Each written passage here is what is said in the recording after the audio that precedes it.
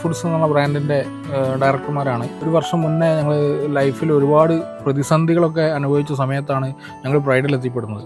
അപ്പോൾ അവിടുന്ന് നമുക്ക് കിട്ടിയൊരു സപ്പോർട്ട് ഒരിക്കലും മറക്കാത്തൊരു സപ്പോർട്ട് നമുക്ക് അവിടുന്ന് കിട്ടിയത്. പ്രോപ്പർട്ടിയുടെ ഡോക്യുമെൻ്റൊക്കെ കൊടുത്തതിന് ശേഷം കുറഞ്ഞ സമയത്തിനുള്ളിൽ ഞങ്ങൾക്ക് വലിയൊരു തുക ലൈഫിലെ രണ്ടാമത്തെ ഒരു ഫേസിലേക്കുള്ള സ്റ്റാർട്ടിംഗ് എന്നുള്ള നിലയ്ക്ക് ഞങ്ങൾ അവിടുന്ന് ലഭിച്ചു. ലൈഫ് കഴിഞ്ഞേ പോയി എന്ന് പറയുന്നൊരു ആ രീതി സ്റ്റേജിൽ നിൽക്കുന്ന സമയത്താണ് പ്രൈഡിൻ്റെ അകത്ത് ഞങ്ങൾ എപ്പോഴും കയറി ചെല്ലാൻ പറ്റുന്ന കുറേ ബാങ്കുകളുണ്ട്. ആ ബാങ്കുകൾ പോയപ്പം പോലും വാല്യുവേഷൻ്റെ കാര്യത്തിൻ്റെ അകത്ത് ന്യായമായ ഒരു സാധനം ചെയ്തില്ല. പക്ഷെ ന്യായമായ രീതിക്ക് പ്രൈഡിന് എന്ത് ചെയ്യാൻ പറ്റുമോ അത് ഞങ്ങൾ ചെയ്തിടുന്ന പറഞ്ഞത്. അതിന് പുറത്താണ് ഇന്ന് കാണുന്ന ഈ 2 ബ്രാൻഡുകളായിട്ട് ഞങ്ങൾ വളർന്നത്. അന്നാ ലൈഫിൽ ആ ഒരു കയറ് കിട്ടിയിരുന്നില്ലായിരുന്നുവെങ്കിൽ ഇന്ന് ഈ കാണുന്ന ഈ സാധനങ്ങളൊന്നും തന്നെ നമുക്ക് അച്ചീവ് ചെയ്യാൻ കഴിയില്ല.